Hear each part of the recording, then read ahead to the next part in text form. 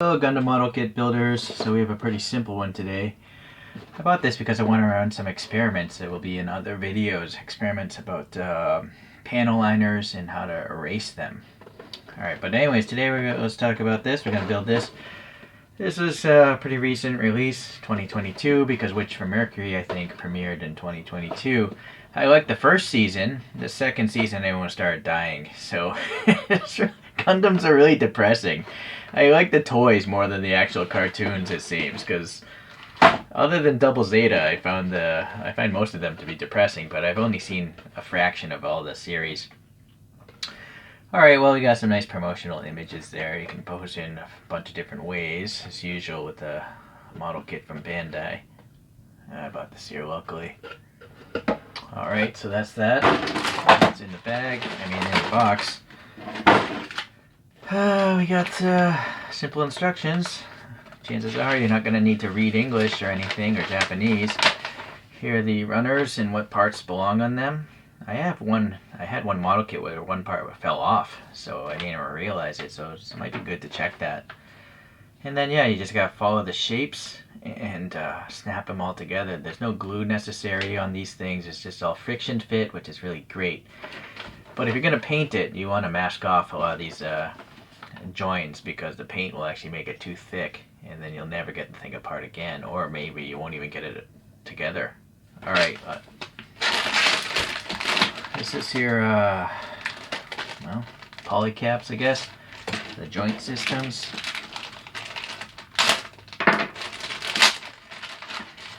Yeah, so I think these are called polycaps.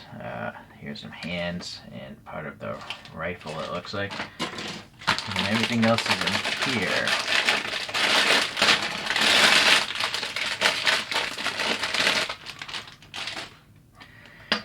Stickers, yeah, I'm not going to use stickers. Although, well, those are really cool.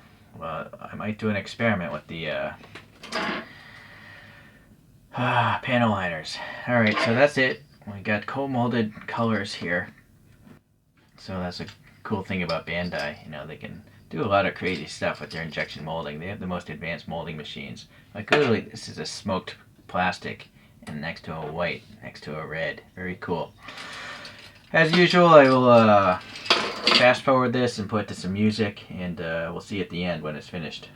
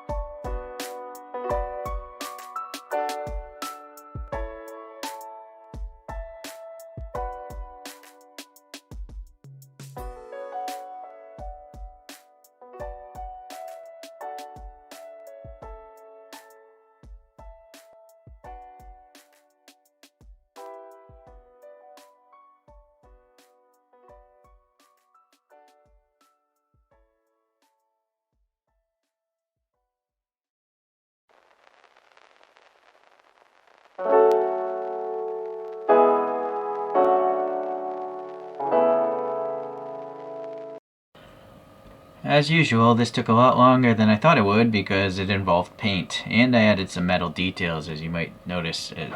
So I was experimenting with these fluorescent paints. There'll be a different video on it because I'm going to fluoresce some other pre-painted figures. So I don't know what brand it is. You know, it's all written in Chinese. It just says panel liner and then the color and some crazy Chinese logo and Chinese text that I can't make out. So, oh, QW model. There you go.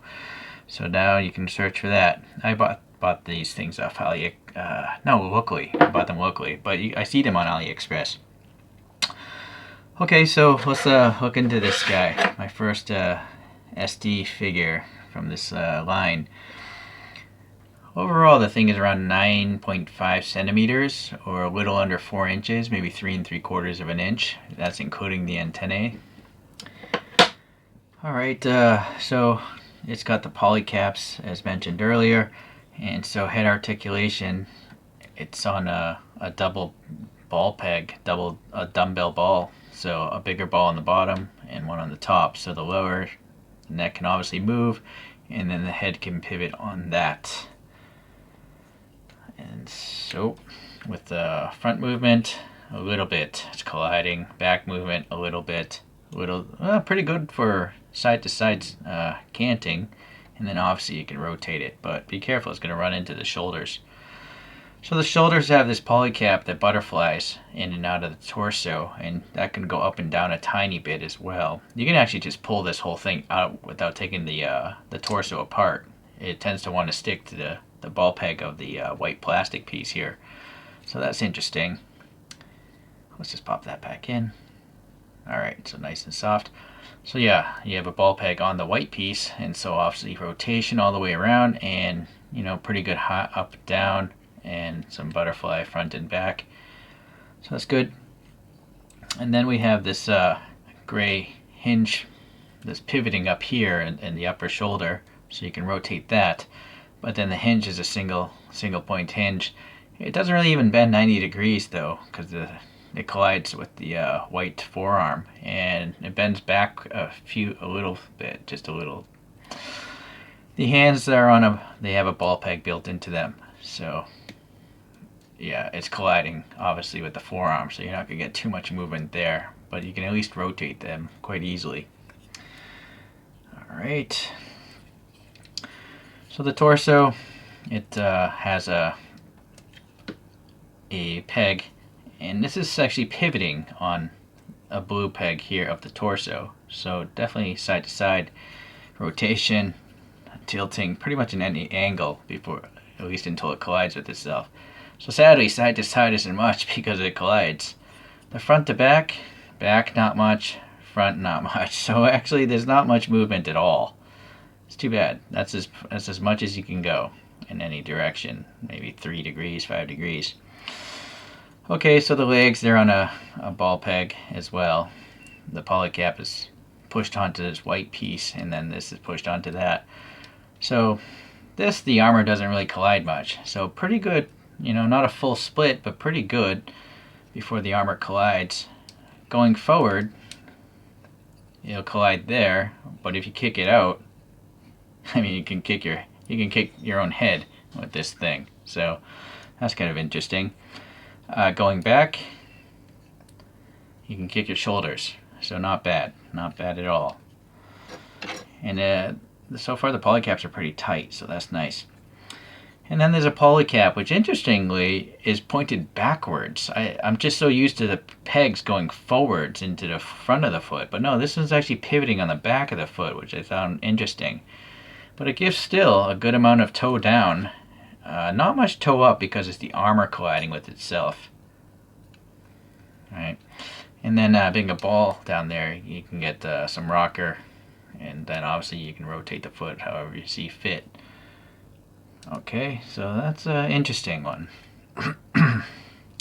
So that's it for the articulation. I'm going to twist that a little bit. So I added a few details here. I'm going to do the fluorescent stuff at the very end. But they had some molded holes, not holes, molded round bumps and that was a good opportunity for me to recess these metal pieces into the front and back of these shoulders here. And then what else? Here there was just a peg hole, because you can take the gun and peg it into the thigh, you know, kind of like it's a holster. So, but I'm never gonna do that. I'm gonna display it with holding the gun or putting the gun on the shield.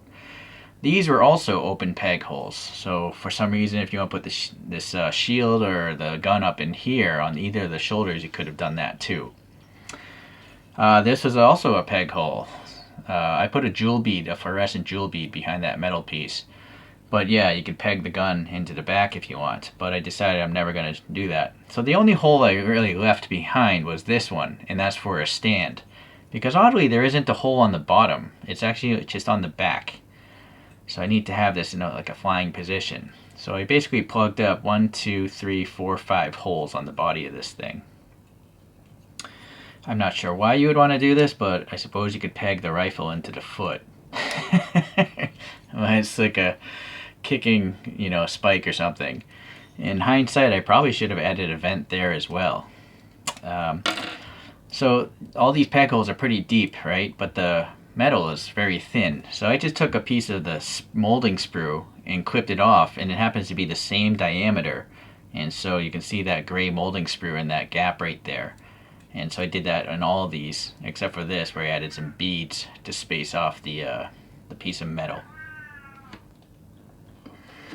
Alright, I didn't glue the backpack on. It's just a friction. There's a couple pegs there. But I'm always going to leave the backpack on. But it's tight enough that I didn't feel the need to glue it in place. So all in all, it's all pretty good. Obviously, that one hinge isn't going to support the whole body, but I do feel like it's going to hold its pose pretty well. We'll have to see over time if these poly caps stand up to a lot of use. So let's take a look at the weapons, you know, in the hands of these things. So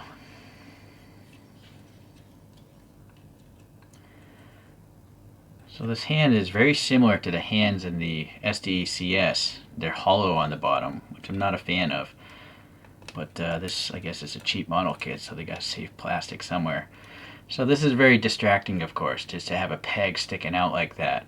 But I left it there because on the shield, you can peg it in to any of these holes if you want. But I decided I'm not going to put anything into the top of the shield, so I plugged that up on both sides. And then these are just 2 recesses. I put pieces of metal in. These things could go onto the shoulders, but they're so gappy on the shoulders. You know, you can see a big gap when you put it in there. So I decided to just leave them on the shield. I think they look better on the shield. These decals mostly came from a 1/44 scale Sinanju decal set. So that's why there's a 10 there. Yeah, so this one I left behind because I can use the good old hand grab thing. In fact, yeah, here's the hand grab for the shield. And you can put the shield on this peg or that peg. You know, all the pegs and holes are the same diameter, which I believe is 3 millimeters. Hold on here.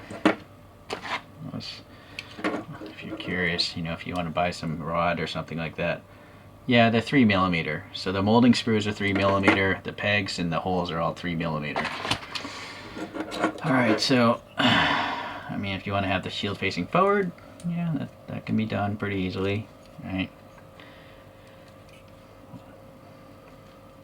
And then obviously being a round handle, well, oh, you know what? It's not fully round. The bottom is round, but the top is square. So I couldn't twist it. So be mindful of that. If you kept pushing, you'd probably break something. So if you want to twist it 90 degrees, you got to pull the thing out of the hand, and then it'll fit in every 90 degrees. So there, now it's on the side, and at least that's round, so I can protect the side here. Alright, so that's the shield and the weapon. Let's just continue on. This is, you know, the good old sword. Now the whole handle on the sword is totally round. This is like a, I forget what those are called, but that rests up against the hand. So this you can rotate, you know, any which way you want. So I was a little thrown off. Oh, but wait a second, might be mistaken again. If you recess it all the way, it's actually hitting the forefinger, well, really the shield of the hand, and so that makes it want to not turn. Interesting. But if you pull it up, you can obviously turn it. Alright, so that's interesting to learn. I'm going to leave it in there. And then, actually I'm going to pull it out because if you want, you can put both of these into the shield. So the reason why this handle has this rectangular recess is that there's this tab here. And so, I'm not sure why you would want to do that, but you can have a shield with a sword coming lit up out of it.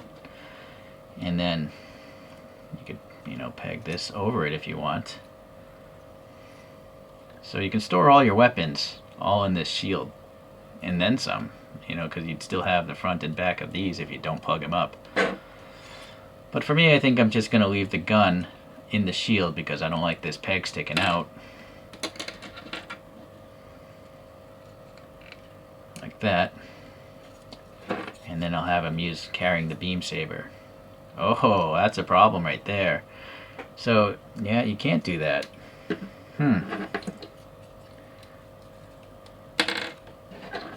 Interesting. I didn't think that through. So basically, now I'm stuck. Pretty much I have to store the beam saber on that, but that's too weird looking. I guess if I don't use that stand hole, I could put the rifle back in here, but it's weird there.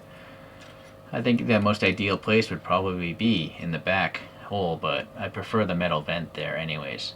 It's just not a really cool rifle because there's so much shelling out. Like this whole thing is recessed. It would have been cool to have like a middle section. Right, and then they totally hollowed out most of the scope as well, or this sighting thing. Okay, well, maybe I won't display it with the rifle at all. I think I might just display it with just the beam saber. And obviously the colors here are not Ariel's colors. I don't care about that because I have some Converge figure. I have a Converge figure that is the proper Ariel colors. I really just bought this so I could experiment with the fluorescent highlighter or panel liner. And so I guess now is a good time to start looking at this. I'm going to turn the light off, and here's just a AAA battery. Oh, you know what, before I turn the light off, let me hit focus. And we'll just hit it with the UV with the bright, there's a bright light above us. Now the only one that's different is this orange is a Vallejo orange. Everything else is that panel liner stuff. I actually airbrushed the green panel liner to become the eyes. I airbrushed some pink and orange, pink up here in order to have that deep effect of the lighting there. And then I put paint on the back side of the plastic here, this fluorescent pink and fluorescent red there, instead of using the stickers that are supposed to go over it. So essentially I used none of the stickers that Bandai gave me because they're paper stickers and I feel they're too cheap. I think they're going to peel off too easily. Okay, so you can't see too much of the fluorescence with the lights on because this thing is really bright, this photo booth. So let me turn the light off. Alright, so now, I mean this thing is pretty impressively bright with these panel liners. But I did put many coats of panel liner down. Like there's probably 3 coats of green and 2 coats of orange in this. And maybe 1 coat of yellow, but it was a big pool of yellow. And then again, this beam saber is Vallejo's brand. But to compare it a little bit to the leg, well, the leg is behind smoked plastic, so that's not a fair comparison. I guess the shield would be the closest exposed. That shield has a little bit of the, oh man, I can't hold the flashlight and point at the thing. Right here, that color in this shield. It's hard to say which is brighter, to be honest with you. It's just that the beam saber is so, big. It looks really bright. But I gotta say, I am impressed with these Chinese panel liners because, like, look at this yellow is so bright. I don't know if the camera's gonna pick it up, but it really looks like there's a light behind it, like it's an LED or something like that.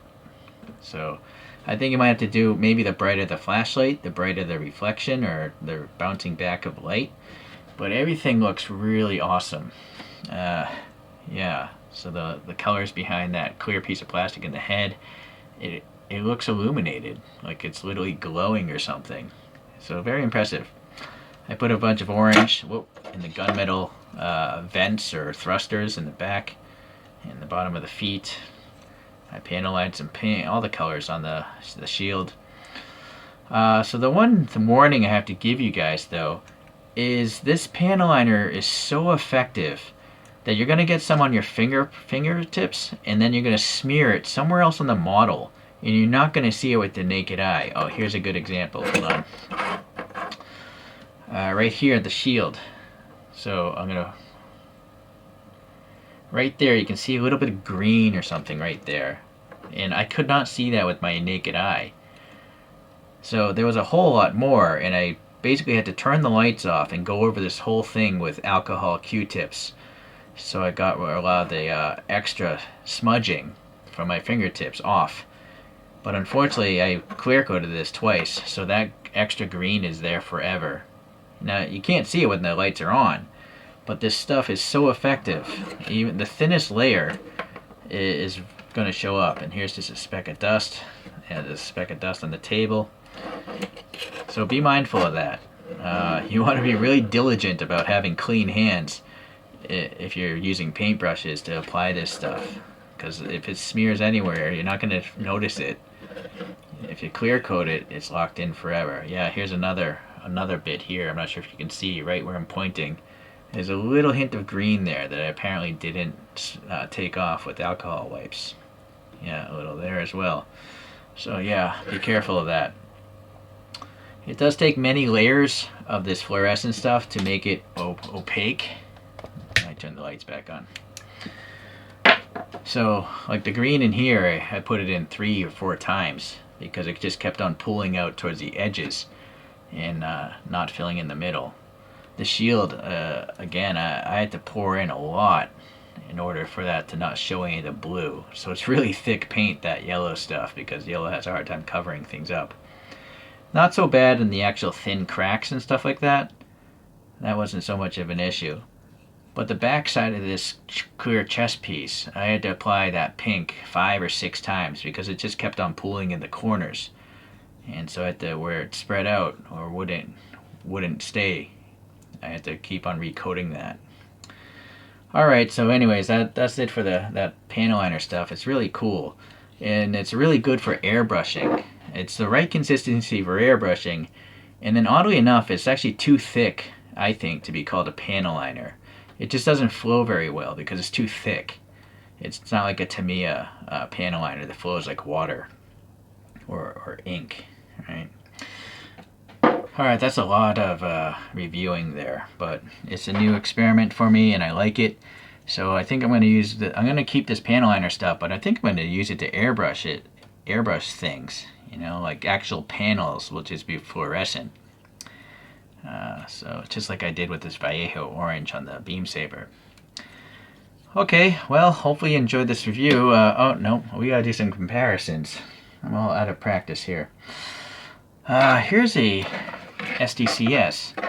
Alright, so this is the SDCS with the cross silhouette frame. So it is considerably taller. You know, hopefully you can see that height difference. Even though this guy has bent legs. Now, this next SDCS though, that fell off the stand. This is just the regular SD frame. So these two are now pretty much the same height. They look like they could be battling each other in their weird little deformed world. So yeah, it's nice to know that you can, the SDCS with the SD frame is pretty much the same as this SD thing. So that's good to know. And then it's kind of totally out of scale, but these are the Converge things. This is number 278 in the Bandai Converge lineup. So it's the first release of Ariel in Converge, so they don't have the cool printing here. It's just black. Although I do think this might be a clear piece of smoked plastic. Converge always puts out the plain versions first, and then later on they're gonna have like a core version which has extra printing. Possibly they're gonna have those color stripes there, and then they'll have maybe a special set where they'll have printed numbers or whatnot on it, or maybe a printed base or something. That's how they get their money back on their molds. You know, the first release is always the plainest, but I decided to get it anyways. I don't really like Ariel as a robot, to be honest with you. I don't find this to be an attractive colorway. I don't really find this to be an attractive robot. I much prefer the original, or all the Xeon suits I prefer more. But still, it was cheap, and I think because it's white, it was a good foundation to try all this fluorescent stuff. I don't think I put any of the fluorescent stuff on anything black. The darkest thing I put it on was this gunmetal color in the vent creases. Alright, so maybe the next subject would be, can it fit like a stand? This is just a 1/12 scale action figure stand, and they coincidentally have 3mm pegs. So granted, the pegs not in the right location, but yeah, it fits, and it's tight enough, at least on that. Hold on. Here's a Bandai one. This is from my Zeong. What is it called? Real grade Zeong. This is meant for one of the accessories, like the arms to be flying off. So let's see. Yeah. Now this is actually loose. This Bandai accessory peg. So that's not good. So yeah, keep that in mind. It's see, you're gonna have to put some poster putty or something in there. Alright, that's what my Zaku was hanging out on, and maybe that's why the stand fell off. Yeah, that's not good. It's very loose. It's just wobbly. So the accessory peg is a little bit smaller than it should be, in my opinion. Alright.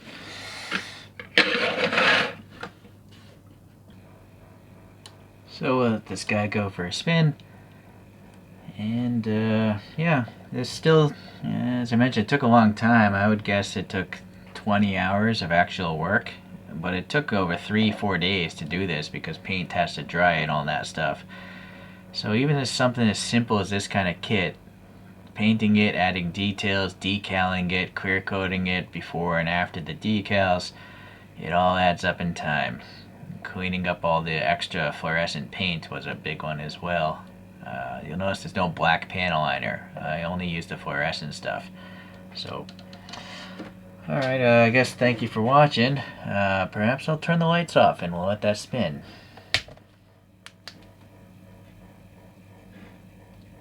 Yeah, that's cool.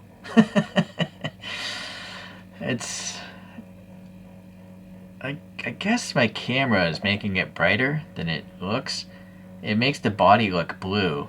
But when I look at it with my naked eye, the body looks pink. Or perhaps purple. It doesn't look blue at all, to my eyes. I don't know, maybe I'm colorblind or something, but no, that can't be true because I can see the blue on my phone screen.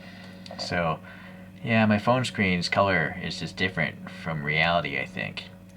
If you're going to be flashing a UV light around, you should be wearing sunglasses or protective lenses that have UV protection, because that stuff will destroy your eyes and your skin, so be careful of that. Okay, well, thank you for watching, guys. I'll see you in the next Gundam video. Bye.